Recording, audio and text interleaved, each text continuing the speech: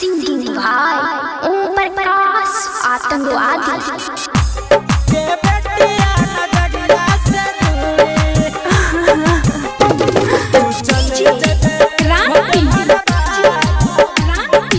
Presented by Arhulia Recording Studio।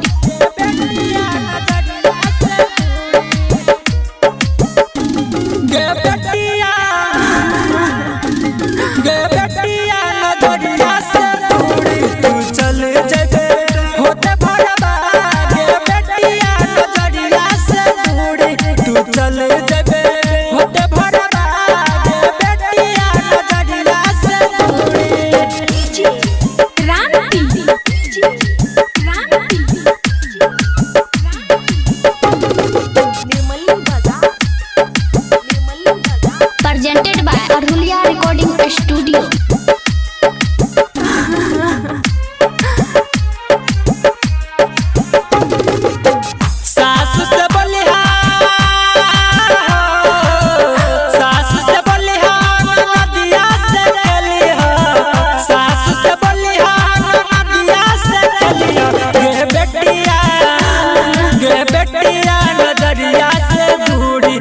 चले जबे होते भोरबा गे बेटिया नजरिया से दूरी सासु से बोलिहा नदिया से बोलिहा गे बेटिया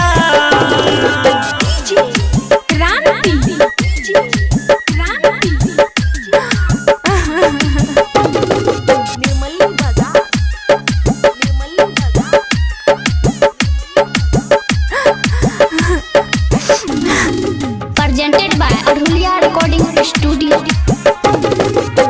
बोतल से लड़िया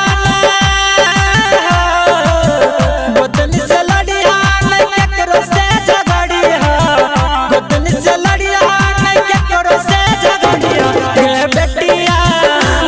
गे बेटिया नजरिया से दूरी तू चले जबे होते भोरबा गे बेटिया नजरिया से दूरी गे बेटिया नजरिया से दूरी तू चले जबे होते भोरबा। Presented by Arhulia Recording Studio।